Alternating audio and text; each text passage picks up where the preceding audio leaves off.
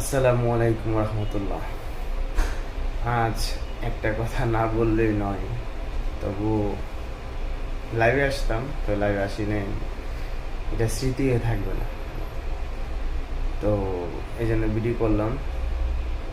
তো আমার আম্মা মাঝে মাঝে একটা কথা বলতো, তার নাকি কোন নানা সম্পর্কে সে নাকি বলতো, তো ওনার নাকি এই কথাটা বলতে হবে, যারে আমার আল্লাহ যদি আমার চুলো ধরে টানে, তোরা আমার বালো ধরে টানে কি করবি।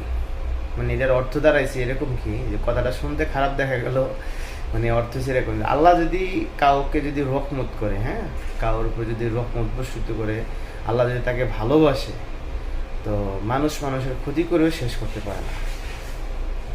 তো এই কথাটা বলার উদ্দেশ্য একটি, তো যারা আমাকে নিয়ে হিংসা করে না, যারা আমাকে নিয়ে বিভিন্ন ধরনের কটূক্তি করতেছেন, বা যারা আমাকে নিয়ে খারাপ কথা বলেন, অ্যাকচুয়ালি কি আপনারা আমার সাথে খুব কাছে থেকে মিশছেন কেউই, না দূরের থেকে শুধু সন্দেহ করেন, কোনটা? আমার এই মানে মনের যে ইচ্ছা, আকাঙ্ক্ষা, বা আমার যে চাহিদা, এগুলো কি কখনো কাছের থেকে কেউ ফলো করছেন? দূরের থেকে তো অনেকের অনেক কিছু বোঝা যায় না। সবচেয়ে বড় কথা হচ্ছে, যার ভিতরে স্বপ্ন নাই, যার ভিতরে কোনো নিয়ে আশা নাই, তার ভিতরে কিছুই নেই। হ্যাঁ, আমার একটু রাগ বেশি, আমি জানি যে অনেক সময় রাগে অনেক কিছুই মনে হয় যে নষ্ট করে ফেলেছি বা ক্ষতি করছি। তো এটা তো আমার ব্যক্তিগত ব্যাপার না।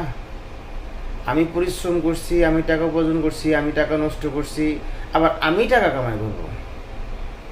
আমার রাগ হয়েছে, টাকা আমি উড়াই দিছি, আমার রাগ হয়েছে, আমি অনেক কিছু করছি, কিন্তু আমার ভালোবাসা জায়গার থেকে তো প্রত্যেকটা ব্যক্তি ঠিকই আছে।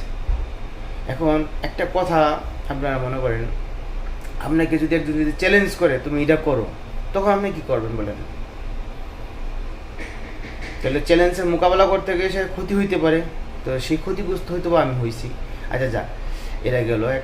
দ্বিতীয়ত সেকেন্ডটা, আমাকে যদি ভালোই না বাসেন, আপনারা কিসের জন্য আমার আমি একটা কি করি না করি আমার পিছিয়ে লেগে থাকেন কিসের জন্য?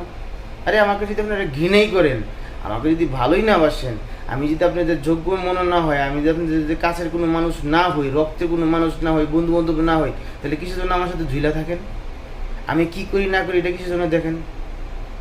আল্লাহ পাকে শুকুর যে আমি যতটুক জায়গায় যে গেছি, আমি যতটুক জায়গায় ঘুরতে পারছি, আমি যতটুক আল্লাহ আমাকে খাওয়াইছি, আমাকে যতটুকু জিনিস দেখাইছে আল্লাহ। অনেকে সারা জীবন তপস্যা করে হইব না, সারা জীবন, আমি বললাম তো চ্যালেঞ্জ করে বলতে আল্লাহর রহমতে সারা জীবন তপস্যা করে হইব না।